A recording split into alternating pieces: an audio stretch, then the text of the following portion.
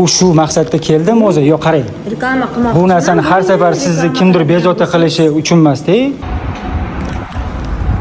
Hozir O'zbekiston tarixi davlat muzeyiga keldim va sarguzasht. Yo, muammo emas, bu yerda kichkina tushunmovchilik desa ham bo'ladi.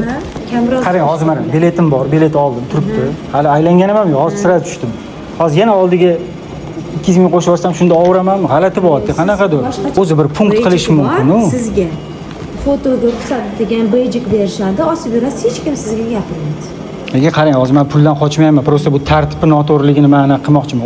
Ular telefon bilan videoga olishga ruxsat berishmadi, keyin ma'muriyat bilan, administratsiya bilan bog'lanib, ularni topib, vaziyatni tushuntirib, to'g'ri tushunishdi va menga telefonda videoga olishga ruxsat berishdi, alohida bejik berishdi. Videoga yoki suratga olmoqchi bo'lsanglar, bu yerda to'lov alohida bo'lar ekan. Bu narxi 200 ming so'm ekan. Xo'p, O'zbekiston fuqarolari uchun kirish narxi 50 ming so'm, talabalar uchun 40 ming so'm, maktab, kollej o'quvchilari uchun 30 ming so'mdan ekan. Chet el fuqarolari uchun kirish narxi 100 ming so'm.